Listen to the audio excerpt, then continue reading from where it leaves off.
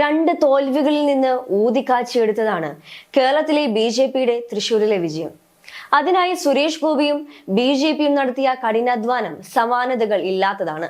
2019 ലോക്സഭാ തെരഞ്ഞെടുപ്പിലും 2021 നിയമസഭാ തെരഞ്ഞെടുപ്പിലും തൃശൂരിൽ പരാജയപ്പെട്ട സുരേഷ് ഗോപി ആദ്യം ചെയ്തത് താമസം തൃശൂരിലേക്ക് മാറ്റുകയായിരുന്നു.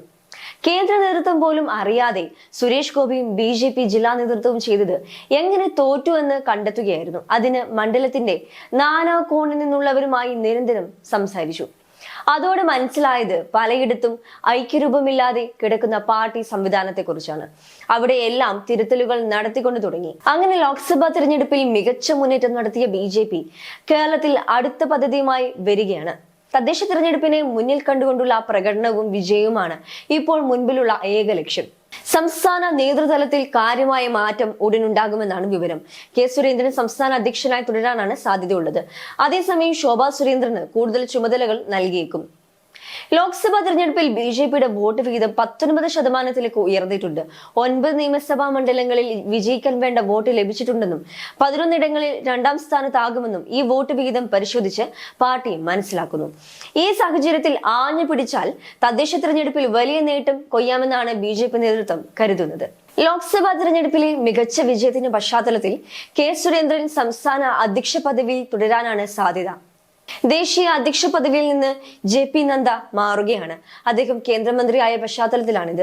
പുതിയ ദേശീയ അധ്യക്ഷൻ വരുമ്പോൾ ചില സംസ്ഥാനങ്ങളിലും മാറ്റം വരും. ഇക്കൂട്ടത്തിൽ കേരളവും തമിഴ്നാടും ഇല്ല എന്നാണ് ലഭിക്കുന്ന വിവരം. തദ്ദേശ തിരഞ്ഞെടുപ്പിനുള്ള ഒരുക്കങ്ങൾ തുടങ്ങിയെന്നാണ് കെ സുരേന്ദ്രന്റെ പ്രതികരണം. വരും ദിവസങ്ങളിൽ തന്നെ ഇതുമായി ബന്ധപ്പെട്ട യോഗങ്ങൾ വിളിച്ചു ചേർക്കുമെന്നും വിശ്രമിക്കുന്നില്ല എന്നും അദ്ദേഹം പറയുന്നു. വയനാട്, പാലക്കാട്, ചേലക്കര ഉപതെരഞ്ഞെടുപ്പുകളും വരികയാണ്. ദേശീയ നേതൃത്വം ഭാരിച്ച ഉത്തരവാദിത്തമാണ് കേരള BJP നേതാക്കളിൽ നൽകിയിട്ടുള്ളത്. അത് നേടിയെടുക്കുകയാണ് ലക്ഷ്യം. 2 കോർപ്പറേഷൻ ഭരണം പിടിക്കണമെന്നാണ് ഒരു നിർദ്ദേശം. കൂടാതെ 25 നഗരസഭകൾ, 100 പഞ്ചായത്തുകൾ എന്നിവയുടെ ഭരണം പിടിക്കണമെന്നും ദേശീയ നേതൃത്വം നിർദ്ദേശിച്ചിട്ടുണ്ട്. ഈ ഒരു ലക്ഷ്യത്തോടെയാണ് സംസ്ഥാന നേതാക്കൾ അടുത്ത കരുനീക്കം നടത്തുന്നത്. തൃശൂർ, തിരുവനന്തപുരം കോർപ്പറേഷനുകളിലെ ഭരണം പിടിക്കാനാണ് നിർദ്ദേശമുള്ളത്. ജോർജ് കുര്യൻ കേന്ദ്ര സഹമന്ത്രിയായ സാഹചര്യത്തിൽ അദ്ദേഹം വഹിച്ചിരുന്ന സംസ്ഥാന ജനറൽ സെക്രട്ടറി പദവിയിലേക്ക് പുതിയ ആളെത്തും. സംസ്ഥാന ഉപാധ്യക്ഷ ശോഭാ സുരേന്ദ്രൻ, ആറ്റിങ്ങൽ ലോക്സഭാ മണ്ഡലത്തിലെ തെരഞ്ഞെടുപ്പ് ചുമതലയുണ്ടായിരുന്ന S സുരേഷ്, തൃശൂർ ജില്ലാ അധ്യക്ഷൻ അനീഷ് കുമാർ എന്നിവരുടെ പേരുകളാണ് ജനറൽ സെക്രട്ടറി പദവിയിലേക്ക് പരിഗണിക്കുന്നത്. ലോക്സഭാ തെരഞ്ഞെടുപ്പിൽ തൃശൂരിൽ 3/4 ലക്ഷത്തോളം വോട്ടിനാണ് സുരേഷ് ഗോപി തെരഞ്ഞെടുക്കപ്പെട്ടത്. തിരുവനന്തപുരം മണ്ഡലത്തിൽ രാജീവ് ചന്ദ്രശേഖർ 2ാം സ്ഥാനത്തെത്തി. ആറ്റിങ്ങലിൽ V മുരളീധരൻ 1/2 ലക്ഷത്തോളം വോട്ടുകളും ഉയർത്തി. കൂടാതെ മിക്ക മണ്ഡലങ്ങളിലും BJPക്ക് വോട്ട് കൂടുകയും ചെയ്തു. ഇതെല്ലാം ദേശീയ നേതൃത്വത്തിന്റെ പ്രീതി പിടിച്ചുപറ്റാൻ സഹായിച്ചിട്ടുണ്ട്. കേരളത്തിൽ അക്കൗണ്ട് തുറന്നത് നരേന്ദ്രമോദി നിരവധി പ്രസംഗങ്ങളിൽ സൂചിപ്പിക്കുകയും ചെയ്തിരുന്നു. ലോക്സഭയിലേക്ക് BJPയുടെ ഒരു പ്രതിനിധിയെ അയച്ച കേരളത്തിന് ദേശീയ നേതൃത്വം 2 മന്ത്രിമാരെ നൽകി.